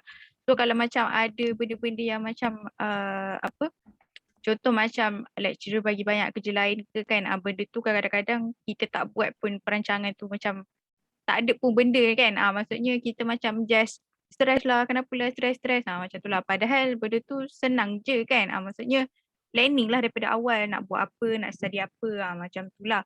So banyaklah benda lah yang saya dapat lah, tapi one off-nya benda tu lah. If you fail to plan, you plan to fail. Cewa. Terima kasih banyak Aisyah. Benda paling besar kita belajar pada Pemuda Al-Kahfi bukan tidur diorang. Tidur tu tidurlah. Itu tanda kekuasaan Allah.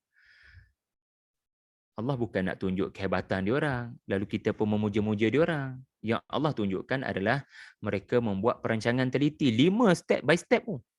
Ingat lagi ayat 19 tadi? Nombor 1, nombor 2, nombor 3, nombor 4. Itu dia panggil SOP. Itu dia panggil SOP. Langkah berjaga-jaga daripada bahaya. Itulah pedoman hidup di abad 21, norma baharu. SOP bukan dibuat ikut kepala. SOP dibangunkan saintis berdasarkan kajian dan data. Okey, cantik Aisyah. Silakan yang lain. Okey, Aisyah pun saya pun tanda tangan kehadiran. Baru tanda tangan kehadiran. Okey, silakan. Yang lain, Jamilah. Pasal tentang kisah Pemuda Kahfi ni, yang dia dalam kesusahan pun dia fikir orang lain juga.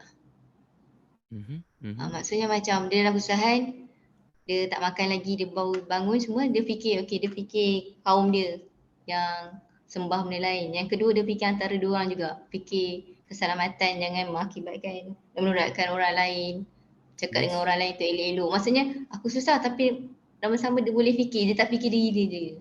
Itu yang nampak macam macam mana orang lain? Ni cara fikir Pemuda Al-Kahfi. Macam mana okey, aku kenal Tuhan. Orang lain macam mana?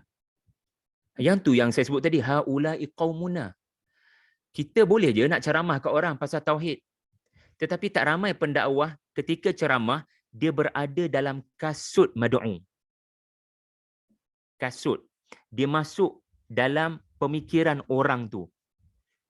Supaya dia susah sangat nak percaya pada Allah yang Esa ni, sebab memanglah kau tengok family dia. Dia seolah-olah macam tu. Kita tahu masalah orang tu.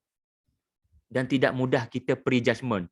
Oh, apa seluar koyak datang semayang kat surau, tak tutup aurat, apa budak-budak muda ni. Jangan cepat sangatlah. Letakkan diri di tempat budak muda tu. Ini saya belajar daripada apa yang disebut oleh Jamilah tadi. Dia macam mana? Aku dapat nikmat agama, alhamdulillah. Dia macam mana? Dia punya nak dapat agama ni sangat mencabar. Dia lahir dekat Amerika contohnya, lagilah mencabar. Mak ayah rupanya mualaf, lagilah mencabar. Kalau kita tahu cerita sebenar dia, kita barangkali dah kagum dah. At least dia datang masjid walaupun tak tutup aurat. At least dia datang masjid. Sebab kita letak diri kita di tempat dia. Ini dipanggil empathy, Jamilah. Empathy. Kita put our emotion in their shoes. We put their side, dia style of thinking. Kita cuba faham dia punya. Macam tu juga bila Jamilah sebut tadi, bila mereka bangun daripada tidur, ketika tengah duk gairah nak berdebat, satu orang cuba fikir, tak semua orang suka berdebat lah. Ramai orang tengah lapar. Nak berdebat ni korang je. Tetapi majoriti orang tengah lapar ni, musim pandemik ni apatah lagi. Boleh tak kita utamakan dulu orang yang lapar ni? Tengok cara fikir dia. Always memikirkan orang lain. So cantik apa yang Jamilah sebutkan. Okay, Jamilah sebut tanda tangan. Alhamdulillah. Okay. Ada tak pensyarah macam tu, cikgu-cikgu kamu? Dia tanda attendant lepas pelajar-pelajar bagi pengajaran. Habis lah, nahas lah kelas kamu kalau macam tu. Nak kena bagi pengajaran dulu. Okay, silakan. Siapa lagi? Ustaz nak tanya. Hani Ma'ruf, silakan. Ulai qaumuna tu apa ya? Ya, sekali lagi. Terjemahan bahasa Melayu tu. Haula qaumuna. Haula ni mereka. Haula mereka. Ya. Mereka yang dekat. Haula, mereka dah sampai dah tu. Ya. Tetapi kalau jauh, ulaika. Ulaika. Itu jauh. Dah tengok ucapan pemuda ni. Kaum tak beriman. Tetapi mereka panggil dengan panggilan jauh ke panggilan dekat? Hani sendiri jawab. Tadi saya dah sebut dah. Ya, dekat. Dekat. Walaupun mereka tak beriman, mereka tetap orang kita. Kaum kita. Kita tak perlu menjauhkan diri kepada, kita jangan jauhkan diri daripada mereka hanya kerana mereka berbeza agama. Kita kena dekat mereka, kita kena sayang mereka, kita kena buat apa jua cara, dan inilah yang sebenarnya peringkat awal. Tetapi bila Dakianus mula nak bunuh, mereka terpaksa menyelamatkan nyawa. Ingat ya, pemuda Al-Kahfi bukan lari kerana benci orang-orang tak beriman. Tak. Haula adalah dalil. Masyarakat itu dekat. Kerana masyarakat sendiri adalah pakcik-makcik mereka. Mereka nak duduk di situ, bertahan dulu. Tetapi bila Dakianus mula mengancam nak bunuh, ayat 20, innahum yadhharu alaikum yarjumukum. Bila Dakianus mula nak bunuh, kita terpaksa menyelamatkan diri. Okey, cantik. Jadi itu soalan tu. Hani ada refleksi? Okey, tak apa. Hani take time dulu. Yang lain silakan.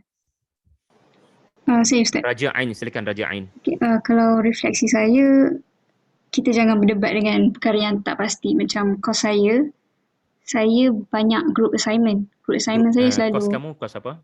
English Communication. Wow, alhamdulillah. So group tu pun dalam kira 4-5 orang, kadang-kadang boleh 6 orang. So bila beramai-ramai macam tu, kita orang selalu bincang, selalu macam kenapa jadi macam ni, kenapa jadi macam tu. So bila dah tak tahu, solusi dia kita kena tanya dengan orang yang lebih berilmu lah. Maknanya lecturer lah. Itu yang saya dapat daripada surah ni. Yes. Alhamdulillah. Ada perkara kalau kita terus sembang dalam keadaan jahil, buang masa. Maka kenal pasti. Kalau ada orang berilmu, pergi cari. Jangan duduk berdebat sama-sama kita. Sebab tu ada cerita Nabi Musa mencari Nabi Khidir. Sebab dalam hidup ni ada benda yang kau tak akan faham. Kecuali ada guru. Pergi cari dia orang. Jadi bagus ya, Raja Ain. Okey, Raja Ain, saya tanda tangan. Okey, next. Ustaz. Aina Mardia, silakan. Kalau saya rasa dekat berhati-hati dengan benda pelik. Maksudnya jangan cepat percaya dengan benda kita baru tengok. Macam orang pun kita tak boleh agung-agungkan, terlalu agung-agungkan macam tu. Yes. segelintir orang Melayu memang ada pemikiran begitu. Di mana kalau tak ada benda pelik berlaku, dia tak dapat nak menguatkan iman dia. Sedangkan iman ni boleh jadi kuat bila dia baca Quran dengan tadabbur.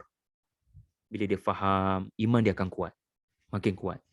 Tapi segelintir orang, dia kena berlaku benda-benda pelik. Contoh dalam raya haji baru-baru ni. Ada orang viral. Ada daging korban, ada kalimah Allah. Viral lah. Jadi orang semua kata subhanallah. Apatah lagi keluarga yang memperolehi daging tu merasakan mereka dipilih Allah untuk diperlihatkan tanda-tanda kekuasaan Allah. Tapi bila saya tengok gambar tu, saya rasa ada bentuk lain, bukan bentuk Allah pun. Kenapa nak kena paksa orang nampak kalimah Allah sedangkan urat saraf pada daging tersebut boleh membentuk kalimah lain? Apatah lagi lebih buruk lagi keadaan bila gambar tu diviralkan dengan contengan maka tu. Dia conteng gambar viral tu supaya nak bagi orang nampak Allah. Padahal kalau dipadamkan elok-elok, orang boleh lihat kalimah lain. Tapi dia tak nak orang nampak kalimah lain. Dia nak paksa orang nampak Allah. Sedangkan Allah ni bukan perkataan. Bukan perkataan tu Allah tu. Allah ni adalah kita rasa kewujudannya dengan apa yang berlaku di alam ni. Dia bukan kalimah huruf-huruf tu.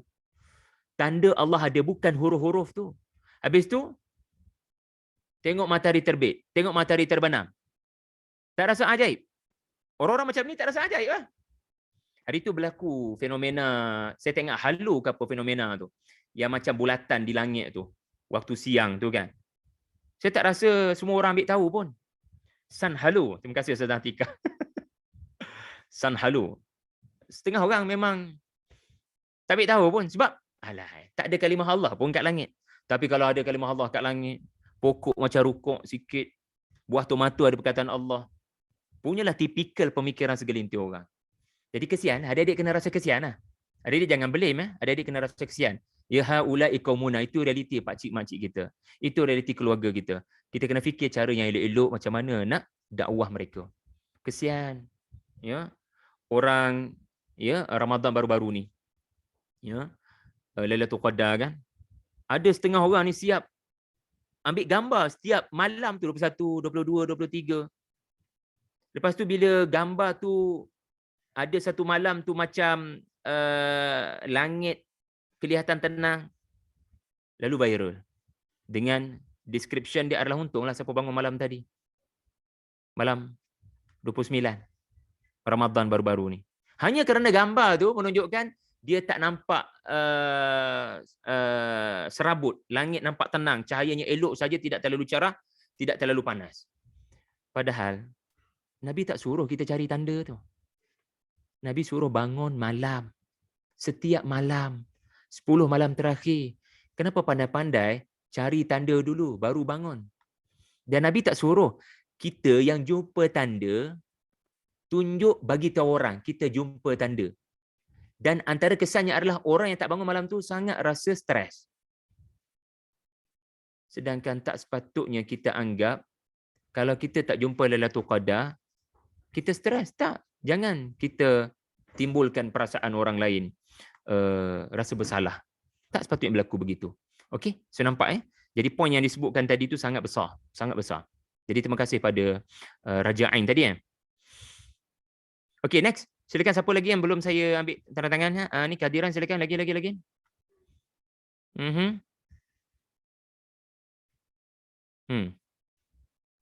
Ustaz.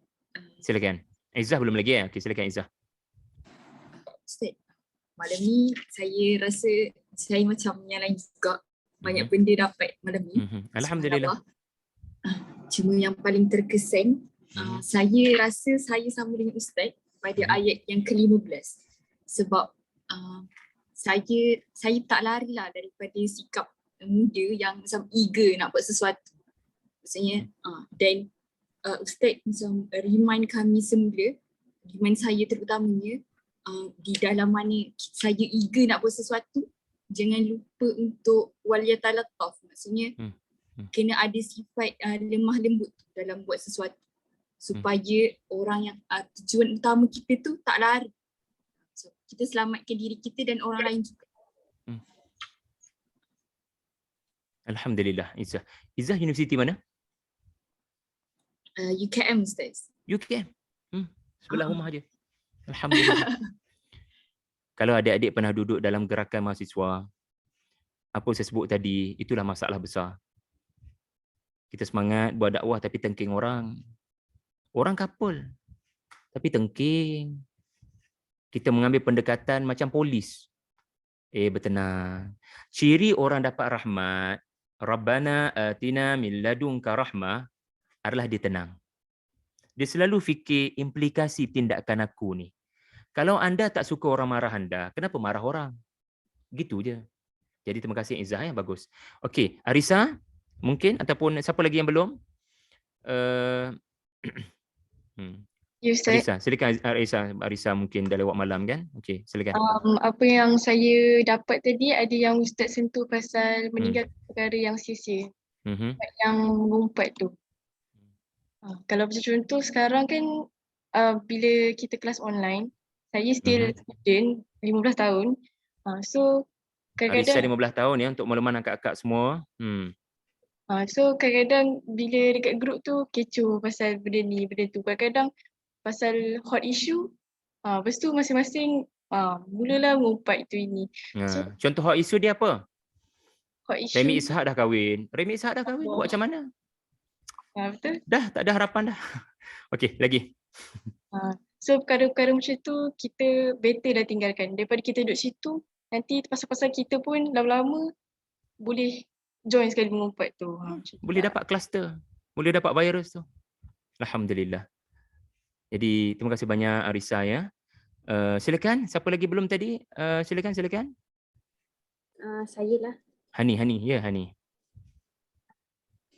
Ayat 15 juga terkesan pada saya. Ayat 15. Sebab pemuda Kaf.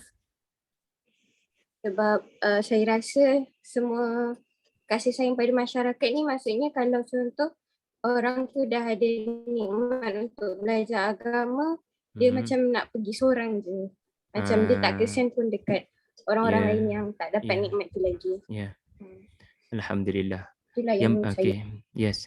Yang penting Hani kena rasa dulu manisnya beragama ni. Bila kamu rasa manis, automatically kamu akan jadi seperti ahli-ahli sihir Firaun. Ahli-ahli sihir Firaun, mereka tak belajar pun kaedah dakwah, teknik dakwah, tetapi bila mereka rasa, mereka lihat something yang amazing, yang speechless, tongkat Musa bertukar jadi ular gergasi sedangkan mereka pengalaman begitu lama dalam buat PhD bidang sihir ni. Mereka profesor dalam bidang sihir.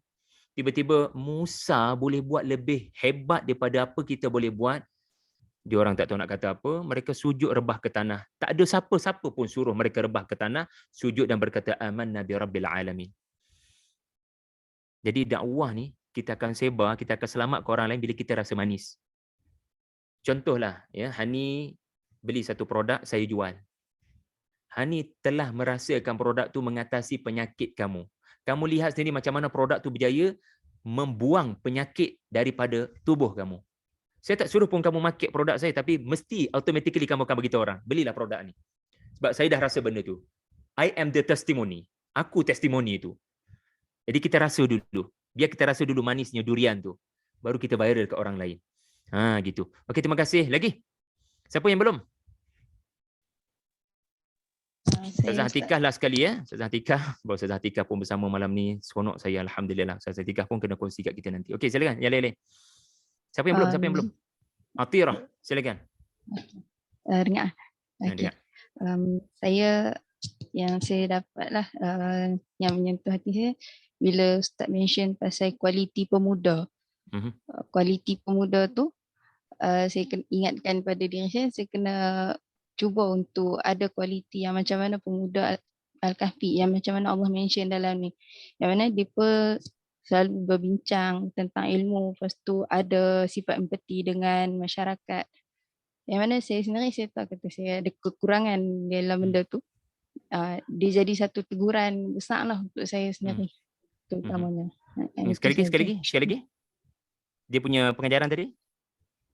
Pengajarannya ayat ni, surah ni jadi teguran yang besar untuk saya untuk tambah kualiti dalam diri, untuk lebih simpati dengan masyarakat, untuk tambah kualiti dari segi pemikiran. Maksudnya benda fikir tentang Allah, maksudnya bila bersembang tu kita boleh bersembang tentang Allah. Maksudnya bukan sebelum ni mungkin ada sembang benda-benda yang lara. Itulah insya-Allah. Yes. Terima kasih banyak Atirah. Alhamdulillah. Kalau kita buat dalam bahasa graf kan, macam belakang kamu tu. Okey. Makin bertambah berfikir, makin bertambah iman. Paksi X ya berfikir, paksi Y iman. Barangkali lah sebab seronok tengok graf belakang kamu tu. Okey, last. Siapa lagi yang belum? Tambahan Ustaz, graf belakang ni sebenarnya untuk graf habit. Oh, habit. Paksi Y, paksi X pasal apa? Paksi X? Saya pun tak opinion sangat paksi X. Cuma this one untuk timing. Yang ini untuk tarikh. Kamu bidang apa tadi? Maksudnya berapa kali saya dah pengurusan amalat. Oh, menarik. Subhanallah. So dia pasal habit. Maksudnya kalau saya boleh, saya ada target saya nak buat, kalau saya jaya buat dalam pukul berapa, saya adalah timing saya tu saya nak buat. Kalau lepas tu kalau saya dah, saya tanda. Alhamdulillah. Adik-adik suka graf tu, alhamdulillah, bagus. Saya dulu ada masalah dengan graf tu. Nama subjek dia pengajian AM2. Tak apalah. Okey, last one, silakan. Siapa yang belum lagi bersuara? Semua dah ke? Saya pun tak perasan dah ni. Jangan senyap je buat tak tahu. Cepat. Nak tutup dah ni. Semua dah Dah Ustaz. Dah. Oh dah. Okey, semua dah. Okey, alhamdulillah. Terima kasih semua. Ustazah Atikah. Kalau okey lah, tak okey tak apa Ustazah. It's okay. Assalamualaikum Ustaz. Salam. Silakan Ustazah Atikah. Closing sikit. Silakan pula. Perkara yang paling mengajar saya lah tentang surah Al-Kahfi ni sebab surah Al-Kahfi ni dia sangat menakjubkan. Setiap kali dengar mesti ada benda baru. Beberapa kali baca pun mesti seronok. Ayat yang saya paling terasa sekali ialah mungkin ayat yang sama dengan Ustaz kot. Ayat gerakan. Pasal 15 ayat gerakan. Ayat 15. Dulu saya terlibat aktif jugalah dengan gerakan masa zaman universiti. Aktif dengan society, gerakan. Itulah kan. Bila saya pilih untuk keluar, saya terima kritikan yang sangat dahsyat. Oh, ya ke? Kritikan. Saya pilih keluar bukan keluar tinggal teruslah. Maksudnya saya pilih mana yang saya rasa tak elok sebab mereka ni ada juga kelompok yang suka berdebat. Saya tinggalkan kumpulan tu. Lepas tu saya dikritik. Jadi bila saya tengok dengan pemuda Al-Kahfi ni, mereka memilih meninggalkan sesuatu yang mereka tak dapat handle. Masuk ke meninggalkan sesuatu yang tak dapat mereka kendalikan. Yes.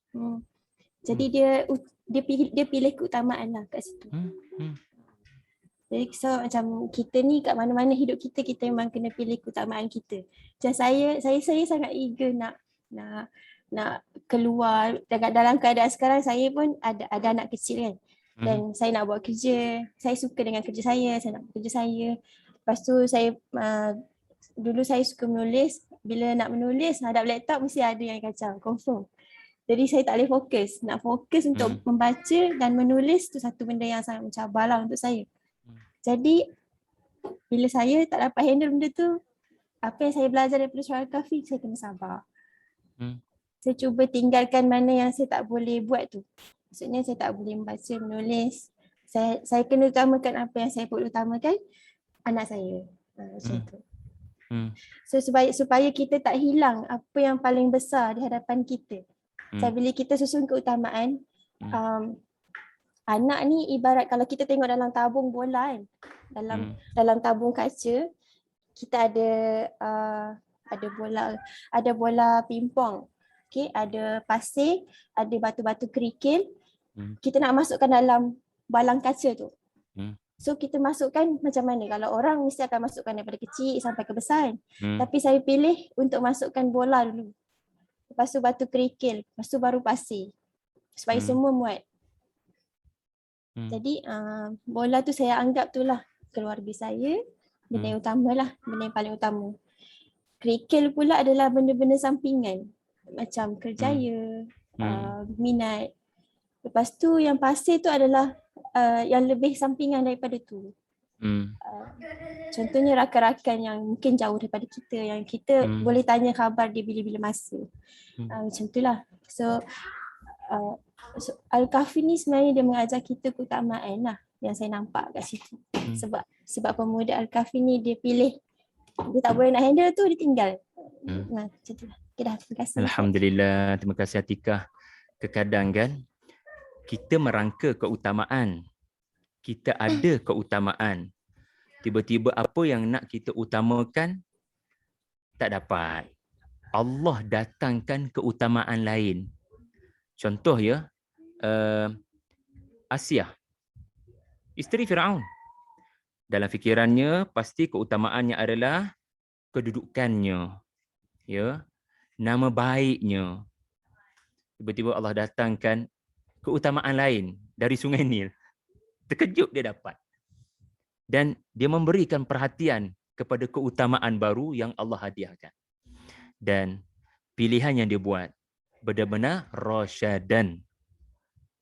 Wahayyi lana min amrina rasyadan. Tuhan, tolong tunjuk padaku keputusan aku untuk mengutamakan iman, kalau dalam cerita pemuda Al-Kahfi, iaitu hijrah ke gua, kau tunjukkan keputusan kami betul. Sekarang kami tak berapa yakin. Tolong tunjukkan boleh tak Allah yang kami membuat keputusan yang betul. Kalau dalam konteks Asia, memelihara Musa dalam istana. Akhirnya Allah tunjukkan keputusan beliau menghalang Firaun bunuh bayi Musa adalah keputusan yang betul. Kerana beliau mendapat nikmat Islam dari anak angkatnya sendiri. Bila membesar panjang menjadi Rasul. Membaling tongkat bertukar jadi ular dalam istana, menganugerahkan hidayah kepada Asia. Jadi saya pun tak tahu tadi cerita Atikah. Ustazah Atikah ya, keluar kumpulan, subhanallah. Moga diberikan Allah kemerdekaan yang hakiki. Moga Allah berikan kemanisan kemerdekaan. Ya, kita tidak suka hidup kita ini dikongkong oleh sesiapa, melainkan Allah Ta'ala. Kita ikut apa yang Allah Ta'ala nak kita buat. Okey, dan seronok bila Ustazah Atikah sebut tadi. Untuk maklumat adik-adik, Ustazah Atikah ni dia handle semua kelas KTS. Semua kelas asatizah, ambil 7 kelas, Ustazah follow daripada awal. Dan Ustazah kata setiap kali Ustaz ni cakap, dia dapat sudut pandang berbeza. Setiap kali Ustaz ni cakap, dia dapat benda berbeza.